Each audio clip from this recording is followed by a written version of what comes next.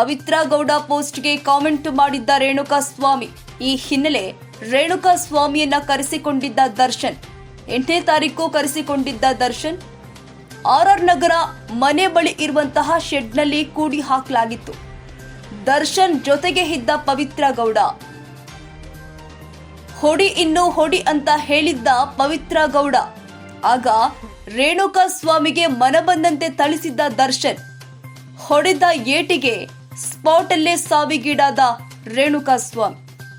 ಆಗ ಗಿರಿನಗರ ಹುಡುಗರಿಗೆ ಕರೆ ಮಾಡಿ ಕರೆಸಿದ್ದ ದರ್ಶನ್.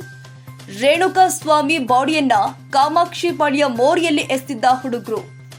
ಮೃತದೇಹ ಸಿಕ್ಕಾಗ ಅದರ ಪರಿಶೀಲನೆ ನಡೆಸಿದ್ದ ಪೊಲೀಸರು. ಯಾರೋ ಕೊಲೆ ಮಾಡಿದ್ದಾರೆ ಅಂತ ತನಿಖೆ ನಡೆಸಿದ್ದ ಪೊಲೀಸರು. ಆತನ ಮೊಬೈಲ್ ಪರಿಶೀಲನೆ ಮಾಡಿದಾಗ ಆರ್ಆರ್ ನಗರ ದರ್ಶನ್ ಮನೆ ತೋರಿಸುತ್ತೆ. ಮೈಸೂರಿನ ಫಾರ್ಮ್ ಹೌಸ್ನಲ್ಲಿ ಇದ್ದಂತಹ ದರ್ಶನ್ ಮೈಸೂರಿಂದ ಅರೆಸ್ಟ್ ಮಾಡಿ ಕರೆತಂದಿದ್ದಾರೆ ಪೊಲೀಸರು. ಅಷ್ಟೊತ್ತಿಗಾಗಲೇ ದರ್ಶನ್ ಮೈಸೂರಿಗೆ ಎಸ್ಕೇಪ್ ಆಗಿದ್ದ. ವಿಚಾರ ದೊಡ್ಡದಾಗುತ್ತೆ ಅಂತ 3 ಜನ ನಿನ್ನೆ ಸರೆಂಡರ್.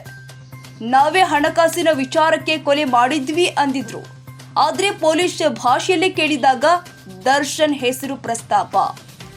ವಿನಯ್, ಕಿರಣ್, ಮಧು ಲಕ್ಷ್ಮಣ್, ಆನಂದ್, ರಾಘವೇಂದ್ರ ಅರೆಸ್ಟ್ ಆಗಿರುವಂತವರು.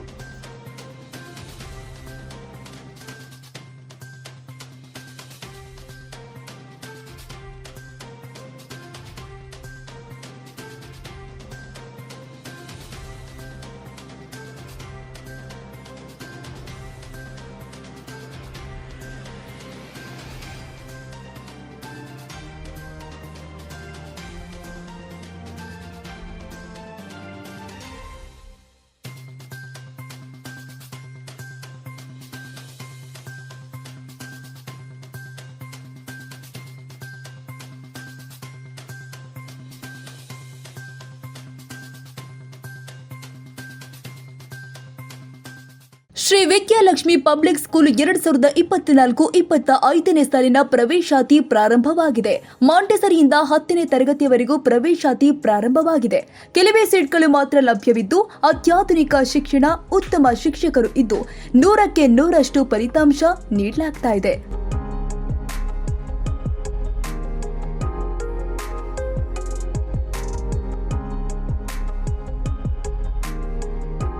ಹಾಗಿದ್ರೆ ಒಮ್ಮೆ ಭೇಟಿ ಕೊಡಿ Shri Vidyalakshmi public school, ward number 15, Surapura ರಸ್ತೆ, ಬಸವನನಗರ, ಕೆಂಭಾವಿ 585216. ಹಾಗೂ ಹೆಚ್ಚಿನ ಮಾಹಿತಿಗಾಗಿ ಸಂಪರ್ಕಿಸಿ 9900241235 ಹಾಗೂ 9741589678.